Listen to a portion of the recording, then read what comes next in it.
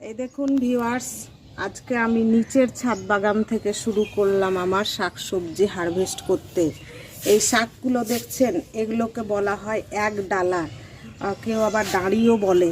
দেখুন কি সুন্দর হয়েছে, কত মোটা দেখুন।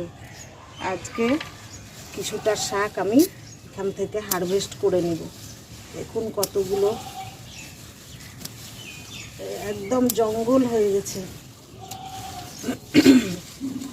একদম গোড়া থেকে কাটবো না, এইভাবে কিছুটা শাক আমি কেটে নেব। দেখুন ভিউয়ার্স, কতগুলো দেখুন আমি এক ডালা শাক তুললাম। এটাকে দাড়ির শাকও বলে। এখন এগুলোই বেশি পাওয়া যাচ্ছে বাজারে, খেতে সেই একদম কচি কচি। দেখুন একদম সবুজ, অর্গ্যানিক, কোনো রকম রাসায়নিক সার দেওয়া নেই। আর এইগুলো রেখে দিলাম, একটু পাতলা করলাম, অনেক ঘন হয়ে গেছিলো।